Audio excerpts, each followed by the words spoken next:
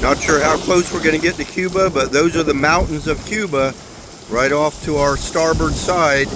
And we're about ready to do a tack, so we're going to tack up towards Great Anagua, but there is Cuba.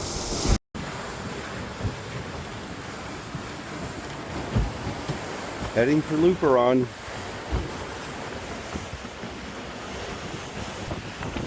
We tacked all the way down to Cuba, and now we're on a tack taking us up towards Great Anagua. And the seas are a little rough, a little choppy. Got our sails out. This is the preferred sleeping position now here in the cockpit floor. It's about 8:30 in the morning. Sun is up on the waves. Waves are kind of large, but at least they're not white capping too much, which is good. Making good speed. We're hitting like 6.2, 6.7, 6.8 knots, and you can see our tack here, angles, maybe. You can see we came down. This is Cuba right here. We tacked up down towards Cuba this morning, and now we're heading up towards Great Anagua here. This purple line is taking us over to Luperon. So this is where we want to get eventually, but you can see we're just going to have to tack our way back and forth to get here. Maybe when we get within 70 miles or so, we might turn on the motors and go for it. So far, we haven't really used much gas at all. Maybe a couple hours worth on one engine getting out of Georgetown. But besides that, it's been all sailing down through the Thorny path, as they call it, fighting against the southeasterly winds to get there. Our wind speed is about 18 knots, 17, 19 knots. And our autopilot seems to be working real well, so don't have many complaints there.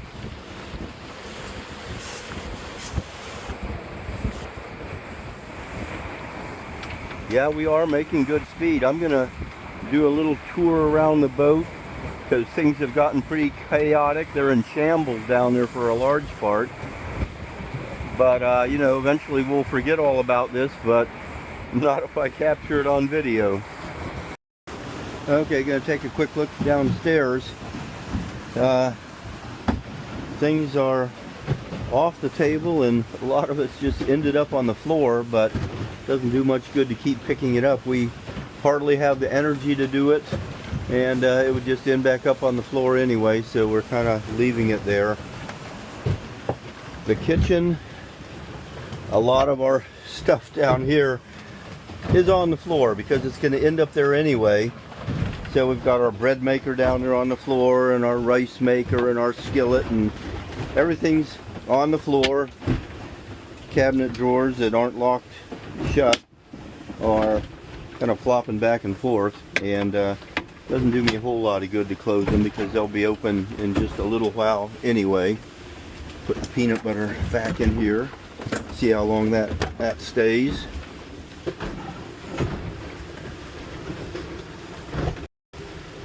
This is our toaster oven right here.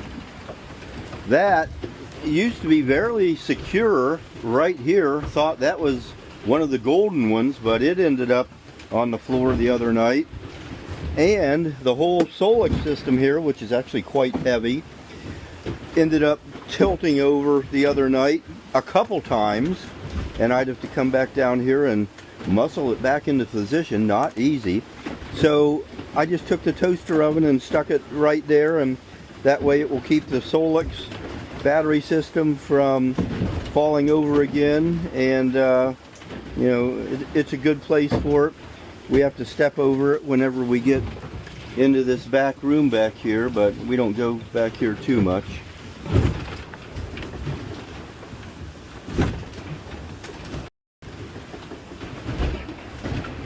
Haven't been eating a whole lot because Maceo was pretty seasick, but I did make some brownies the other day, and those are keeping everybody happy. Come down here and get a snack occasionally. Just have to get those to last to Luperon.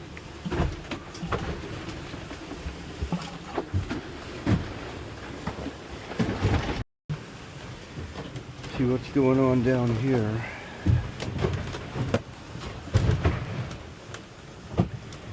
Yeah, again, kind of chaotic. When things fall on the floor, it's best just to leave them on the floor because they're going to end up there eventually anyway.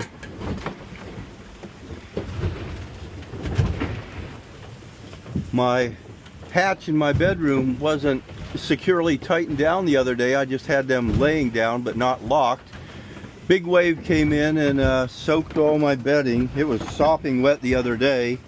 I guess it's not quite as sopping wet anymore, but whatever wetness there is salt water. So when we get to the Dominican Republic, we've been thinking we might rent a B&B for $50 a night for a couple days and use all their laundry facilities, wash out all our bedding, clothes, everything that's accumulated on this long passage to get to Luperon. The macerator for the toilet and the pump for the shower in the bathroom quit working this morning, so couldn't flush the toilet. But I traced the wires back around too. Fortunately, they're both on the same wiring network, so that made it easier to troubleshoot. And eventually tracing the wires back around, I found a looser connection and got that going temporarily. Maybe look at it in more detail once we get to Luperon and we're not rocking and rolling back and forth on the boat. Rocking and rolling. But you know, we are making good time. I will take this as long as we're making good time. You know, little by little we're getting towards Luperon. We're at about looks like 186 miles from Luperon right now. So yesterday was a tough decision day. We had to make a decision about whether or not to go underneath Great Inagua to get to Luperon, which is what we're doing right now. Or the other option was to go up to above Great Inagua to Turks and Caicos. And we could clear through customs, go into Turks and Caicos, take a day's break, get showers, fuel, everything, and then from there we could head down to Luperon. And it might have given us a little better angle, but it was pretty far out of the way. The winds were not being kind to us to try to get there. And so after a decision being made, the decision changing, being made again, changed again, after quite a few just tough decisions, we ended up going south of Great Inagua, and this is the one we're going to stick with, and we're going to tack it out until we get there. Little by little, we will get there. We hope you enjoyed the video. It's fun sharing our trip. To find out more about the whole trip, you can visit our website, shown in the link below. And on our website, we also have a link to gear that we use and test. Please subscribe to our YouTube channel, shown below. Any Patreon support is greatly appreciated, and a link to this is also on our website. Thank you for watching.